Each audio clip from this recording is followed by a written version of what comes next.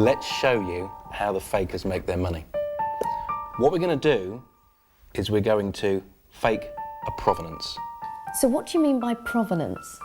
Something that links the item to a historical figure or historical period. So provenance is basically giving something a history, an embellished history, to give it more value. Yeah, what we're going to do with this book, which is Noel Coward's autobiography, is we're going to turn this into a gift that Noel Coward gave Winston Churchill in 1940. This is worth about £20. If we get this right, it'll be worth about £200. So what we need to do, first of all, is put an autograph into that book. So what we've got here is Noel Coward's autograph, and we've got 3 of them. The second thing we need to do is we need to make up the link between Noel Coward and Winston Churchill. And we're going to do that by faking a document that links them together. That document is a letter from 10 Downing Street posting our book to Winston at Chequers. So that letter now links Winston Churchill to Noel Coward and our very famous book. Now what we have to do now is we have to start making up a history of our books since that historical moment. I shouldn't really say this, but it's all quite exciting, isn't it? But it's very, very wrong. We're playing with real history here, and we're changing it for our own benefit, our own financial benefit.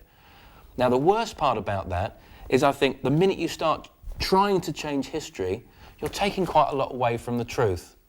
Worst of all, this £20 book that you could get in any town, in any decent bookshop, you're going to pay £200 for. But the fake is actually the book sent to Winston Churchill.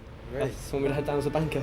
Yeah, we both bought into the whole story of kind of the letters accompanying the book. You want it to be real, don't you? You look at it and you appreciate the relationship that's gone on there. So the main point is that if you're purchasing something like this at auction, you really need to do your research. Check, check, check. And if it seems too good to be true, then it probably is. Then it is. What people have got to be careful of, Pat, and luckily you've got these signatures yourself, but a lot of internet sites now are really concentrating on this sort of thing. And only last week, one of the internet sites I was looking at had this album with 2 signatures on it as well, of Paul and Ringo. Collectors are now struggling to find pieces that are unique rather than just important.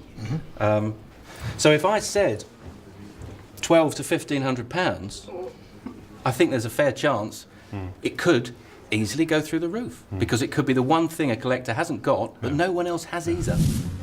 So we've tracked down antique expert Curtis Dowling, who's on a mission to stop people falling for some of the oldest tricks in the book. What we got here is 2 James Gilrays. James Gilray was a caricaturist from the 18th century, and what he produced is pictures like this, and they're commenting on things that are happening at the time. And they fell out of fashion, but by about 1850, the Victorians, like a lot of things, were harping back to their past, and these started to become very, very popular again.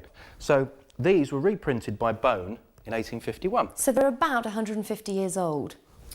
Well, one of them is, yeah. So one is a fake. But it's used an original plate, original paper, and original ink to reproduce it. Now, the original here, whichever one it is worth about £150 as it currently is. The fake is worth about a £5. The majority of fakes and forgeries are being turned out in huge numbers but sold for very small amounts of money.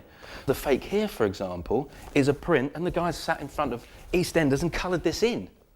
Now, if he does that 10 times a day and he sells it for £150 somewhere, then he's making an awful lot of money. And which one is the fake? It's this one.